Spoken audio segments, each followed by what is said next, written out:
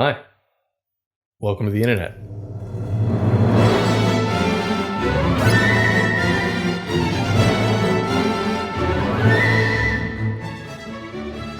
The internet started out as a bright, shiny hope for humanity, a great uniter that heralded a more hopeful future for all of us. Now that I've gotten on the internet, I'd rather be on my computer than doing just about anything. It's really cool. The internet gave us a whole world of exciting new possibilities.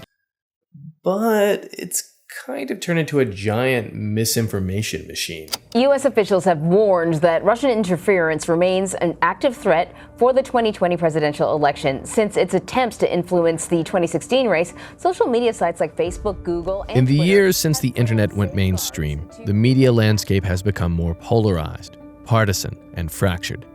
Nations are intentionally dumping heaps of misinformation online to undermine public trust in, well, everything. And every crackpot is given a full platform to sermonize their destructive, creepy conspiracy theories. Cynics everywhere rejoice. The dream of the internet is dead. Well, for now. Look, this is all to be expected. The internet is a brand new thing, a new way of being for humans. Media outlets are going to do what they're going to do. Nation states are going to use it to get what they want. And conspiracy theorists can't ignore the promise of a platform that large. There is very little we can do about all of that, except increase our digital literacy. What is digital literacy? It's just knowing what kinds of information there is online, how to navigate it. Simple as that. Your best bet? Crafting your own internet truth kit. That's what we're going to do over the next few minutes. Discuss how to build one of these. But first, here are a few hazards to be mindful of while gawking at some succulent memes online. If you find this bewildering, that you have to learn all this new stuff, learn about this new medium just to be alive in the here and now, well, just know that this isn't the first time people have had to make adjustments to a new paradigm in communication. When the invention of mechanical movable type came to Europe, a revolution unfolded. Printing information became easy and cheap, and thus many different kinds of information could be printed en masse. Ideas began to circulate more freely, collaborations made more possible across language barriers and national borders. However, like the promise of the early internet, everything didn't go according to plan. Mass printing of information led to some uncomfortable changes, some of which stemmed from the dissemination of political and religious views. The Protestant Reformation, disruptions in governance, maybe even the rise of nationalism. Ah, good times. But all of that is done now. We weathered those changes. And you know what? You can tell the difference between a novel, a poem, and a newspaper. That means you have benefited from the hard-won lessons of the revolution in mass printing. Like the printing press, the internet is also a great disruptor. It'll take time, critical thinking, and vigilance to weather these changes. The key to doing this is in increasing your digital literacy, which comes down to knowing where the hazards are. And here are some hazards to which you should pay attention. Hazard number 1, the self-selecting media bubble. Your online social media feed is part of the problem. Think about it. Your feed consists of people, companies, brands, nonprofits, species of animals, etc. All things that you select intentionally. Of course, you are only going to select stuff that you like and are interested in, never the stuff you dislike. And thus, you create a little bubble universe for yourself. Be mindful of that. It keeps you from seeing the full picture. Hazard number 2, confirmation bias. We all suffer from a multitude of biases, from a particular worldview, a particular culture or nationality, or even our own likes and dislikes. Like, for example, a favorite animal. Politics, religion, nationality are all low-hanging fruit of biases that we hold, but there is a lot of stuff we don't know we are biased about. Unconscious bias can be a difficult thing to navigate. Hazard number 3, de-individuation. While you're online, you may encounter what's known as other people, or sometimes they're robots. How can we know? But you might not see those people exactly. In fact, they are probably just text on a screen. And when you interact with them through that text, you don't get the normal social and body cues that can help the conversation to work properly. Those kinds of in-person cues are a big factor in human interactions. Without them, it's like taking the brakes off of a car. Things can escalate out of control, especially when a heated discussion is happening. In online conversations, that heat is happening for a few reasons. Primarily, the ability to become relatively anonymous online, or the ability to mask those in-person conversation cues, certainly gives some people a freedom to express unpopular opinions without the social repercussions they might experience in face-to-face conversations.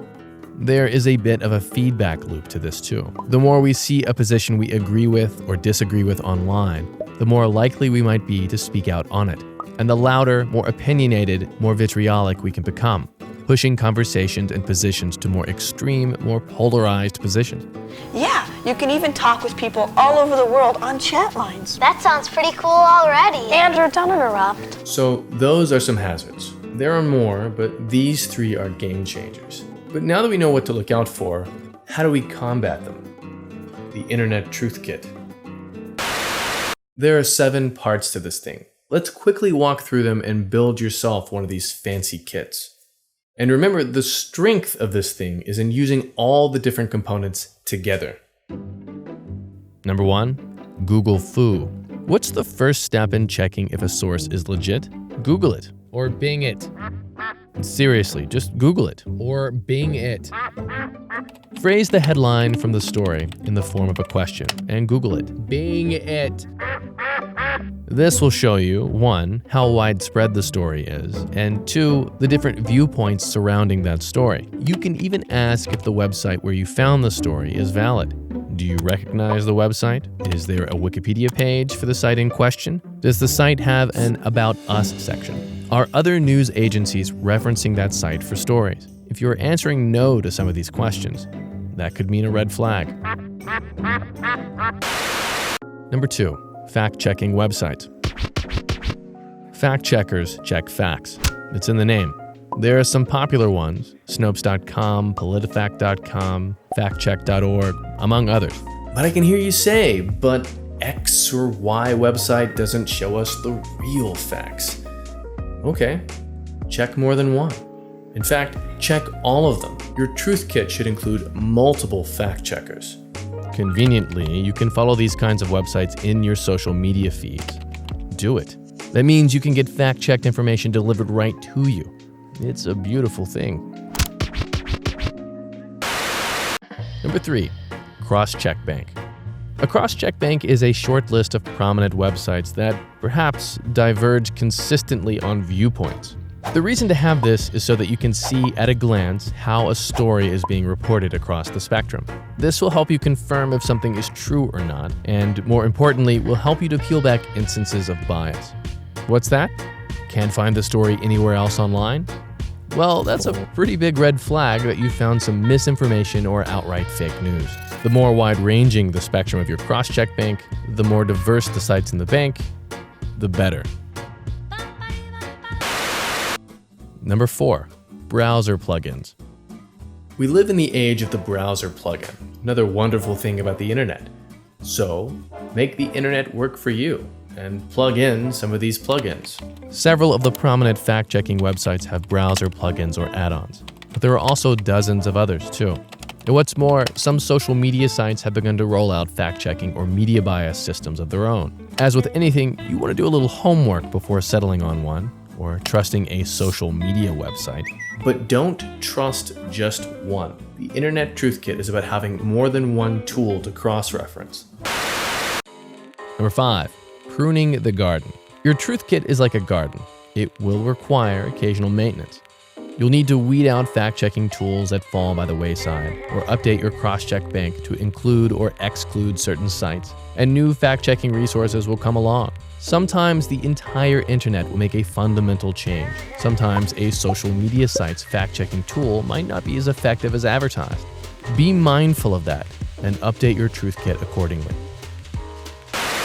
Number 6, the quick questions. Here are some other things you'll need to look out for. When you come across a news story, ask yourself, is the story on a website with an unusual or odd URL? Is the website poorly designed or difficult to navigate? Can you find the author of the story or the date that it was published? Is the author an expert in a particular field? Or can you see their journalistic credentials? Does the story contain first-hand sources or second-hand sources? Or any sources? Is the headline of the story itself free of emotion? This is important. An emotional headline is trying to engage your biases. Be wary of that. If you can't immediately check any of these things off, then that could be a red flag. Also, remember that bloggers and journalists are not necessarily the same thing, and that true journalism has a system of verifying information built into the profession. This is true even if a blog appears on a legitimate news site. And number 7, keep an open mind. If you're being truthful about building an effective toolkit, then one day or another, you're going to come across a truth that's going to bother you. Be ready to be wrong about something, and then change your mind when you are. That may feel like a loss, but in reality, it isn't. Being wrong is kind of great. It's a chance to learn something about the world, about yourself. It's a chance to get closer to the truth, and that's to your benefit. The internet is a brand new thing. If we're being honest with ourselves, then we have to admit that we don't quite have the skill set to be completely digitally literate. Not yet, but we will.